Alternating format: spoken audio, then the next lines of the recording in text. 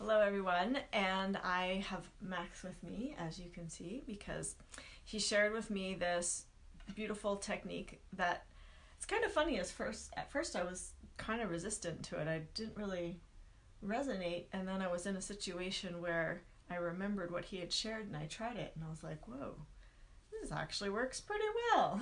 Yeah. So Max is going to share with us a technique to help find more internal harmony and harmony within your environment. If you're in an environment that doesn't feel harmonious, this is something that you can try it out. Now, did you want me to share sort of The background? yeah, Yeah. sort of how this came up? Yeah, yeah. So I was discussing with a guest that was staying with us the idea of harmony, right? And how in unity, everything works as one, everything works together, everything's unified. So inherently, there's harmony, right? However, in duality, that's not quite how things tend to go, right? Yeah. And so in this, I was also talking about how there's, sometimes you'll have a very strong internal calling in your heart, and yet you'll have a different calling in your ego or, other things, right? What are you talking about? And so sometimes your heart gets loud and it gives you a very blunt message, right? And so that can appear in many different ways. Some people, it's relationship issues. Some people it can be physical incident, right? Or even health issues, right? And in a way, that's rather disruptive. It's rather uncomfortable. It is not quite harmonious, right? Because it's sort of a clash of this energy trying to correct course, or however you may interpret that. And so I saw that as, that's not quite harmony with unity and duality, where that cross section is, your heart and your brain. And also within duality itself, there's a lot of times a clash between the light and the shadow, and so it's a game of a pendulum, right? It's vying for, to be of the light or to be of the shadow. The energy is. Well, and depending what you're choosing, like if you have angst, you may be acting out, right? And so there's lots of different ways that dynamic plays out in this vying for space, right? And so my sort of concept of harmony is working with the idea of, originally this came from the observing the idea of harmonics, right? So within acoustics, within sound, the only difference between sound that is harmonious and sound that's not harmonious is the space between the sounds, right? So when there's the right amount of space, there's harmony, and then whenever there's a different amount of space, there's varying amounts of dissonance. And so working with that idea internally within, harmony internally and externally, right? And so I sat with, being the change that I want to see in the world. If you want to see harmony in the world, well, you have to see harmony within yourself.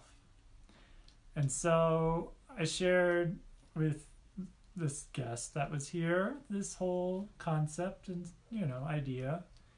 And I said, a different engagement or a different way to structure it that is more harmonious is to give your shadow a harmonious role with your light.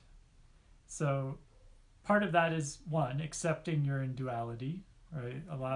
Some people try to very directly go straight to the unity without addressing the shadow, and so there can be sometimes a difficulty with It's just all love. With acceptance of what you're experiencing. Yeah. And so in that engagement, allowing your shadow to be at the surface to buffer your harmonious space, having your light at your center. That's sort of the general idea. And so you're giving your shadow a role that is serving with the light to be sort of symbiosis, a symbiosis sort of engagement or relationship. So I have to say, when I first heard this, Mm-hmm. I was like, why do I want to separate my shadow from my light? If I want to be integrated, then it just all becomes light, and I didn't quite understand. Right, and that comes well, and that's a very common path in navigating. Is when you're in duality, usually there's three usual directions individuals choose. Right, you either choose to try and isolate yourself and have a resonant, harmonious experience in your small space that you claim. You choose to go back to oneness, and so you do all the processes of all, releasing and clearing all, ways of duality, right, to transition back to oneness and unity. And then others try and constrict and suppress everything to create their entire experience as resonant, as they resonate, right? Yeah. And so that's the basic three things individuals usually choose. Whereas this is more of a fourth idea, in that you're restructuring your engagement with duality to have a harmonious expression that isn't, relying on isolating or constricting and suppressing. We all have a shadow. In duality. Because we're in duality, we all have a shadow. And when Max first explained this technique to me, I was still in that kind of frame of mind that the shadow is negative. And so it was kind of hard for me to wrap my head around, well, why do I want to use this negative energy? Like, how can that be useful unless it's integrated and turned into love? Yeah. And so part of this journey, exploring this, right? So in that you want to have clear intentions to be purely of your own energy, purely of your light, purely of your shadow. You want to clear and release all that's not yours, all that doesn't serve. That's still true. And to begin to see how your shadow is more how would you say, encoded or cryptic sort of version of your light, right? And this comes into what occurred. So I shared all these ideas with our guest, and she said, well, that's nice, but how do you actually do it? Right? And I was like, oh, well, no one's ever really asked me that. Okay. So I had to sit for a moment, because I'd never really been asked that. And so I said, okay, so internally, starting with something simple, starting with thoughts, right? So starting with a shadow thought, right? So a negative thought, however it is. And they shared with me, okay, so a negative thought would be, I'm not good enough, right? So that's the thought. And I was like, okay, so what you do is you let this thought be at the surface. You let it be seen. You don't try and invalidate it or destroy it or get rid of it, or, before you just let it be at the surface. You see it, you observe it. And then with that at the surface, in your center, in your light, you interpret, what does that tell me? What does this thought tell me? This thought, I'm not good enough. Well, it tells me I have room to grow. It tells me I have more room to honor myself. It tells me I have more room to have gratitude for where I am. And so the engagement with this thought becomes very different, right? It's a cryptic way of telling me this message, and it can, if I, internalize it in the center, it can then be something that I constrict about. But if I have it at the surface, it's given its appropriate space, right? And so I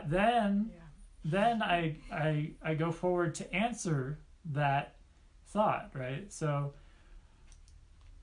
the I'm not good enough answered by I have room to grow. So then from my center, from my light, my creation, I bring forth growth, right? I bring forth honoring myself. I bring forth more gratitude. And then I have gratitude for this shadow thought making me aware of this, right? And so it becomes this symbiosis where there is, there is an engagement that people talk about, which is the dark night of the soul, right? And that's more within the dynamic of vying back and forth, of having to like delve into this constriction and expansion. But this is a different engagement where it's simply accepted and seen, and you interpret it the best you can, you answer it the best you can, and you have gratitude for it. And it doesn't delve into that whole other process, right? And so that simplifies a lot of it. I mean, you still, you can still have moments of, being in, whatever emotional charge or however you engage. Yeah, you might still need to do some inner work. Yeah, but it takes a lot of the charge out of it? Well, not just the charge, but like it changes the dynamic of the way you relate with your shadow, essentially. And so that's sort of working with the idea of thoughts. So the next one was emotions, right? And so the emotion was anger. Okay, so I let my anger be at the surface. I feel it, I accept it, I don't invalidate it, don't hide it, don't try and destroy it or whatever. I was like, okay, so what is my anger really saying? How do I interpret it in my center, in my light? And so I was like, okay, anger is about wanting change now, right? Very intensely. And that's it. That's what the anger is. If you have the thing that you wanted, you wouldn't feel angry, right? That's pretty straightforward. So then, okay, so how do I bring that change from my light, from my center, right? What do I speak? What do I choose? How do I navigate? What are my inspired actions, right? And then I'm answering that anger in a much more harmonious manner. And I have gratitude for bringing that to my awareness, but also fueling that, vital life force for those inspired actions, right? So it becomes a very different dynamic of, instead of like trying to constrict the anger or suppress it or transmute it into something else, it's like, well, I'm feeling this and I'm gonna have it assist me, right?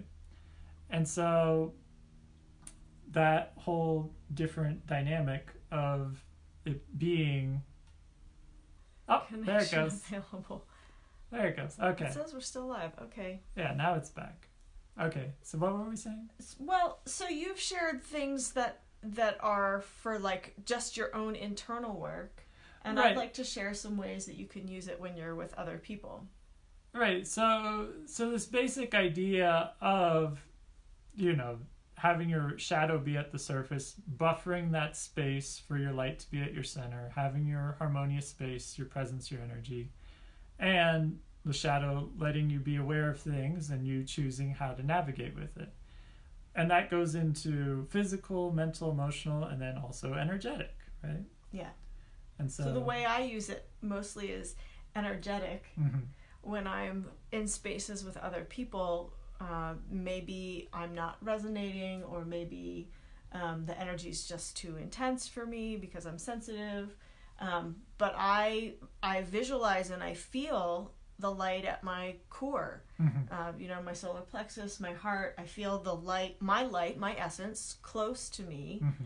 And then I feel, visualize, sense this more shadow mm-hmm. around me at the surface, serve as a buffer. Mm-hmm. And what happens is people either leave my space, mm-hmm. or the conversation changes. Mm-hmm. The energetics between me and the other person changes. Mm-hmm. And I've been kind of surprised at how well it works. Yeah. So I was speaking recently with someone who was just in this victimhood, and I just wasn't interested in invalidating their victimhood or having a victimhood conversation. Yeah. And so I didn't change anything except my energy, mm-hmm. just feeling my light, my essence close to me, feeling the shadow around. Mm-hmm. And then the conversation just kind of fizzled out, and I was like, okay, well, I don't have to hear about this person's victimhood anymore. Yeah. So can you explain to us why that works?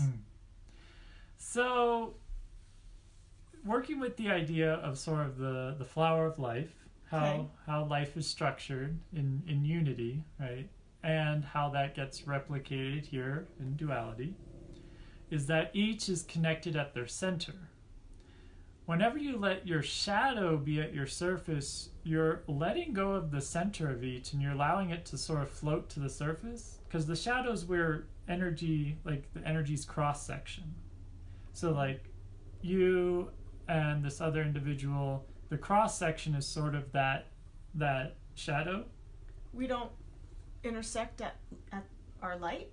Well, the light, here's the thing, is that it, okay, everything this is why my brain couldn't wrap around this concept. All of it is light, but where it's cross-sectioned is experienced as shadow. That's what I'm saying. It's like when you mix colors, right? So if you mix blue and yellow, right, you get green. So green is like the shadow, and the blue and the yellow are just different kinds of light. But that doesn't make sense to me, because when I interact with someone, often it's a soul level interaction, and I'm connecting with their light. I'm not necessarily connecting. But that's what I'm saying, is that the shadow isn't actually shadow. It's a cryptic light. Okay. Right. Okay. So it's you could call it a bent light, a redirected light, a fracted light. It's a different kind of light. It's not actually an absence of light. Yeah. Okay. So again, letting that be at the surface, you provide each to have more space to be of their own energy, and then what you share is more at choice. Yes. Okay, so there's a foundational element here that we need to make sure that we cover, because if people don't know their own essence, if they don't know their own light, this concept isn't thank you, Guy. If people don't know their own light, this concept is not going to make sense to them. So one of the things, if you guys have been following my work at all, you've probably seen this somewhere down the line, where I have you close your eyes and go into your own space and just feel, how does it feel to be with my essence? And you feel into your own being, and you feel your essence, and the more that you ask this question, the more you feel your own essence. So you keep asking yourself that question until you really start to feel your heart, your soul, your spirit, your essence, your energy. And this practice really only works if you know your essence, if you know your own energy. Because if you're in an energy soup of people, a crowded room of 50 people, and you don't know your essence and you try to do this, it's not going to work. You have to know your essence first. And so before you try this technique, if you don't know your essence, take some time, go into nature. Take some time every day when you wake up in the morning and just feel your essence, your heart, your energy, your spirit, and ask yourself, how does it feel to be with my essence? Because that question brings forth, it commands forth the experience of your essence and energy. And Guy, do you have any particular questions that we could ask Max to have a fuller understanding of how this works, or to make more sense of it? Feel free to put that in the comments if you're still with us. So part of what's also beneficial to this practice of letting your shadow be at the surface and your light be at your center is it's much easier to see your shadow, right? Sometimes, yeah. And so, that makes it much easier to sort of be aware of what patterns are going on, what sort of constrictions, what sort of traumas, what sort of, opportunities for healing and clearing and growth there can be with those energies, right? Because you begin to have more and more gratitude for that part of yourself, but also that part of yourself gets more and more comfortable being seen, because it's being accepted, because it's being answered, because it's being heard, because and it's being honored. And so it changes a lot of dynamics within yourself to have harmony a lot easier, a lot more gracefully. So as you go out with your families this holiday season, you're spending time with more, like if you're an introvert, you're spending time with people that you don't normally spend time with. You can use this tool to really navigate that situation a little easier. Mm-hmm. When you're spending time with a lot of people or people that you might not have resonance with. And again, the way I do it is I feel my essence, my energy at my core, and then I put this buffer of the shadow around, and it works. Yeah. So thank you for this. Yeah. Thank you for this technique and tool. And it's kind of ironic because it's like you're working with this light and shadow, but that space actually provides a lot easier container to then get in touch with your light, because you're just feeling your own presence and energy, and you're like, okay. And so then you can bring through a lot more of your authentic expression, of your heart, of your soul. And it's very beautiful and very harmonious how it all works together. Yes. I feel like I have an ant in my shirt. I totally have an ant in my shirt, you guys. Oh my goodness. And then, that was really weird. Like I feel this insect crawling in my shirt. A little totem. It's just out in my garden. This is what happens. I guess he wanted to be part of the conversation. All right. I think that's about it. Do you have any closing comments? Closing thoughts you'd like to share?